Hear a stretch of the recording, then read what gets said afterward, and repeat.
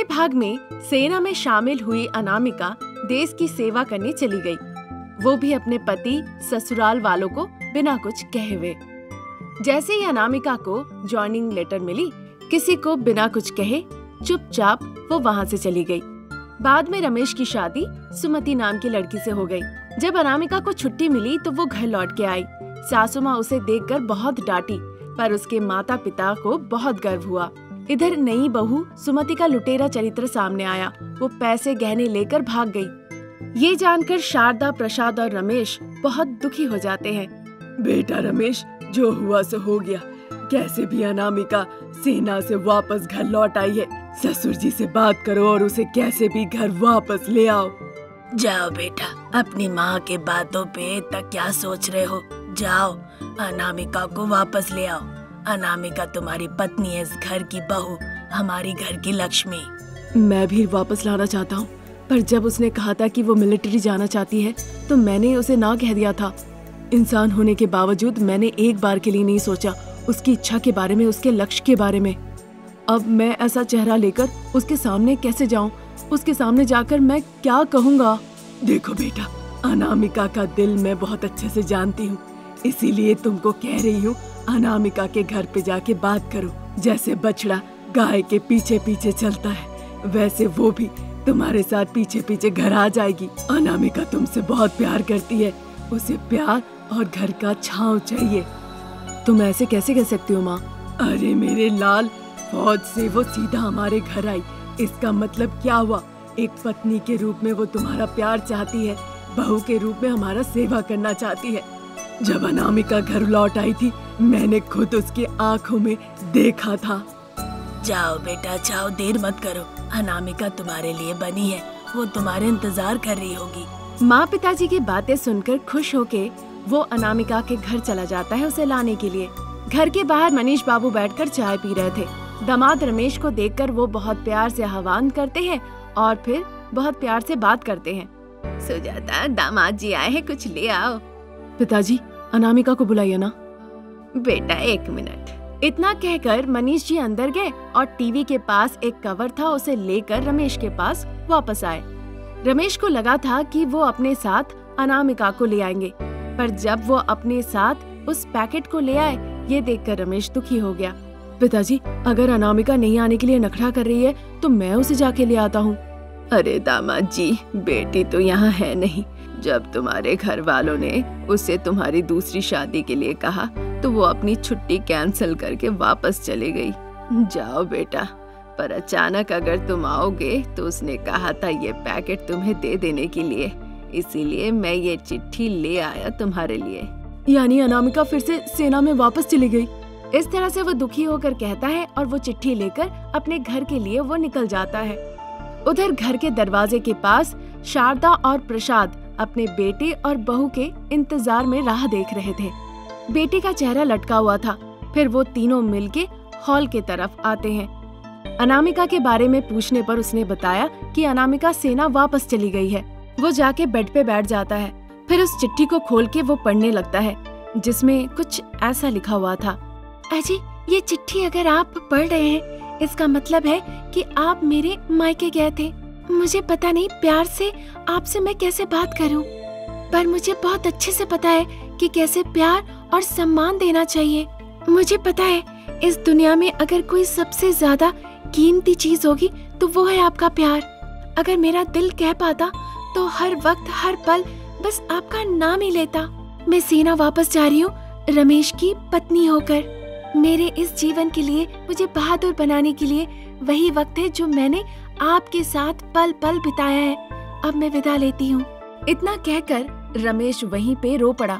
उसे अनामिका के उस प्यार का एहसास होने लगा। फिर बिना देर किए हुए वो अपने माता पिता के पास हॉल में आता है। माँ, पिताजी, मुझे अनामिका चाहिए। आज मेरी वजह से वो ऐसी जिंदगी वहाँ बिता रही है। मुझे अनामिका से अभी मिलने जाना होगा। जाओ बेटा, और बहू से कहना दिल लगा के देश की सेवा करे और रिटायर होने के बाद लौट आए। ऐसा कहकर वो सेना में चला जाता है अनामिका रमेश से मिलने के लिए। वो मिलने जाता है पूरे 48 घंटे का सफर करके। फिर भारत की सीमा पर पहुंचता है। वहाँ बर्फ पड़ रही थी और रमेश के गले में एक टाइमर बॉम्ब लगा हुआ माला था। उसका मुंह प्लास्टर से चिपकाया हुआ था। दूर से उसे इस हालत में जवानों ने टेलीस्कोप के द्वारा देख लेते हैं। तुरंत वॉकी टॉकी के द्वारा अनामिका जो सरहद पर खड़ी थी उसे सूचना दी जाती है। अनामिका देर किए बिना जल्दी से टेलीस्कोप से देखती है। उसे वहाँ रमेश दिखता है। रमेश जी यहाँ पे कैसे? वो दोबारा ध्यान से देखती है रमेश के मुंह में प्लास्टर लगाया हुआ है। उसके दोनों हाथ बंधे हुए हैं। उसके गले में टाइमर बम लटकाया गया है। अनामिका उसे देखकर बहुत परेशान हो जाती है। सोल्जर, वो मेरे पति है। वो मुझसे मिलने आए तो पाकिस्तान के लोगों ने उसके हाथ पैर बांध दिया। उसके गले में टाइमर बम का माला लटकाया गया है। मैं वहाँ जा रही हूँ, किसी को कुछ मत बताना, सब परेशान हो जाएंगे। मैं जाके जान बचाती हूँ। ओके सोल्जर, तुम और तुम्हारे पति सुरक्षित वापस लौट आओ। जय हिंद। जय हिंद। ऐसा कह के अनामिका बर्फ के ऊपर कूद जाती है। फिर रोल होते होते वो रमेश के पास पहुंचती है। अनामिका को देखकर रमेश रोना शुरू कर देता है। आप डरिए मत, कुछ नहीं होगा आपको, मैं आ गई हूँ ना, आप बस हिलिएगा नहीं। अनामिका के ऐसे कहने पर रमेश वहाँ से नहीं हिलता है और चुपचाप खड़ा रहता है। अनामिका बहुत ही चालाकी के साथ छोटे तार को काटती है जो कि बॉम्ब में लगा हुआ था। फिर उस बॉम्ब को निकाल के वहाँ से थोड़ी दूर में वो फेंक देती है। फिर वो रमेश के पास जाती है और उसके मुंह के प्लास्टर को वो निकाल देती है। साथ ही साथ हाथ भी खोल देती है। फिर वो एक दूसरे को गले लगा लेते हैं। टेलीस्कोप से जो सैनिक देख रहे थे वो भी शर्मा जाते हैं। फिर रमेश और अनामिका टेंट में वापस आते हैं और एक दूसरे से कहते हैं, अगर मैं तुम्हारी जिंदगी हूँ अनामिका, तो तुम मुझे ऐसे छोड़ के आ जाओगी? बस तुम्हें देखना था अनामिका, इसीलिए इतनी दूर आया। अब खुशी खुशी मैं तुम्हारा इंतजार कर सकता हूँ। इतना कहकर रमेश ने सैनिक अनामिका को उसके माथे पर चूमा और खुशी खुशी अपने घर वहाँ से वापस लौट गया। धनी बहू अनामिका बहुत तेजी से गाड़ी चला रही थी और आगे बढ़ रही थी।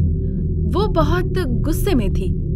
गुस्से का कारण था कि अमीर बहू रानी अनामिका को सासू माँ डांट फटकार लगाई थी गरीब देवरानी अमृता के सामने। आधा घंटे पहले घर में जो भी हुआ ये अमीर बहू रानी अनामिका बर्दाश्त नहीं कर पाई। खैर है कि वो सासू माँ थी, अगर कोई और उस गरीब बहू रानी की तारीफ करे वो भी मेरे सामने, ऐसा लगता है कि मानो कि मैं नंगे पांव आग में चल रही हूँ। एक बार तो लगा कि 1 केजी मिर्ची पाउडर किसी ने मेरे पे डाल दिया हो। मेरे पास पैसे है, गाड़ी है, जेवर है, महंगे महंगे कपड़े हैं, उसके पास क्या है? ऐसा सोचते हुए अनामिका तेजी से गाड़ी चलाए जा रही थी। अचानक से वो देखती है कि एक किसान जो अपनी बैलों को रास्ता पार करवा रहा था, वो तेजी से ब्रेक लगाती है। वो आदमी गाड़ी के नीचे आ जाता है तो गुस्से से कहती है, स्टूपिड कहेंगे, बैल की तरह सड़क घेर के खड़े हो। ये तो बैल ही है। मैंने इन्हें बैल नहीं कहा, तुम्हें कहा। मैं भी आप ही से कह रहा हूँ, इन्हें नहीं। जब किसान ने अनामिका को पलट के जवाब दिया तो अनामिका का गुस्सा और तेज हो गया।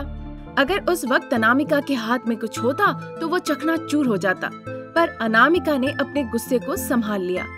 इससे पहले मैंने कभी भी एक बैल को दूसरे बैल से बात करते हुए नहीं देखा था। क्या बात है, कोई प्रजाति ही अपने प्रजाति को पहले पहचानता है।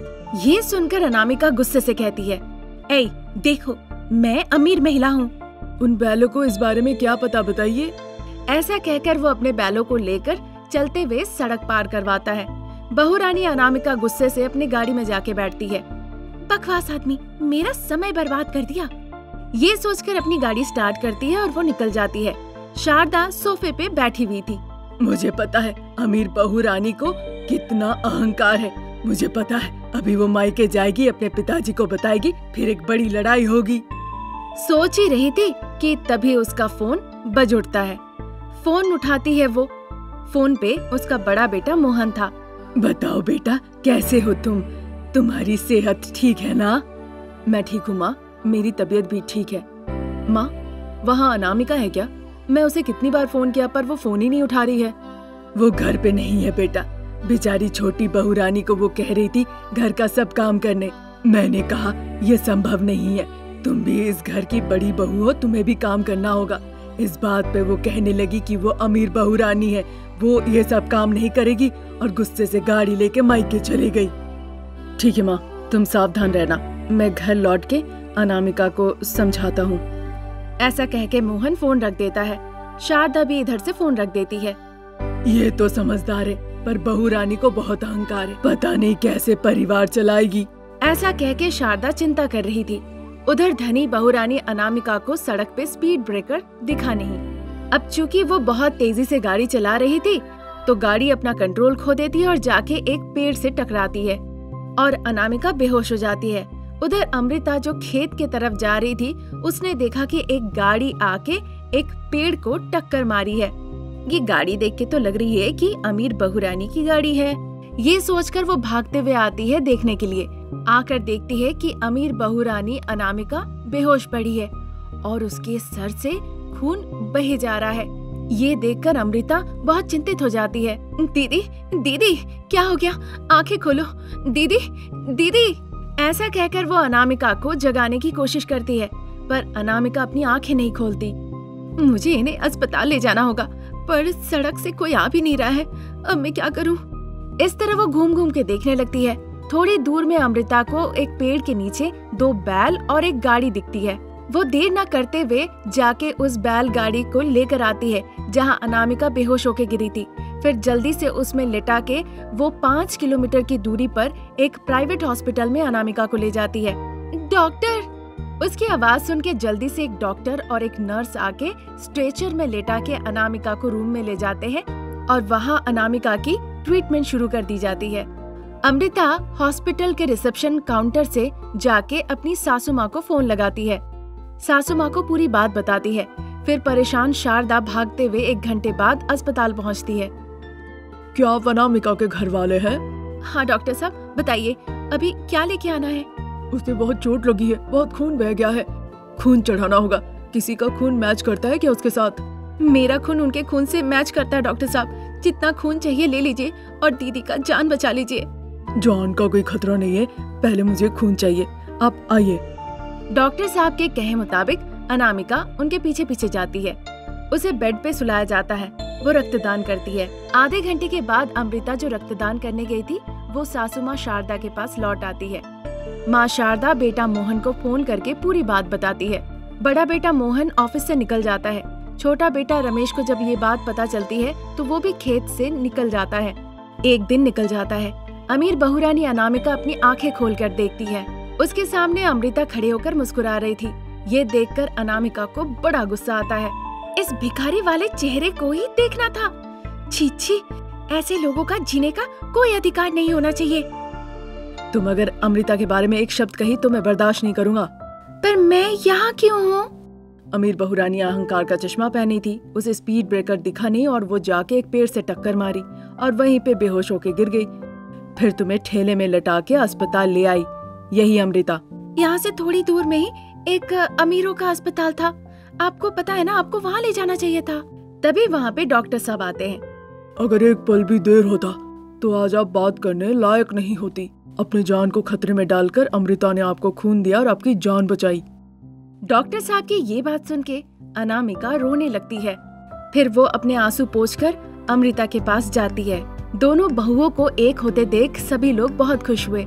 अनामिका के अंदर ऐसा बदलाव देखकर सासू माँ शारदा और अमृता बहुत खुश होती है। फिर सभी लोग मिलके अनामिका को घर वापस ले आते हैं। तब से वो परिवार सुखी सुखी जीवन व्यतीत करने लगता है।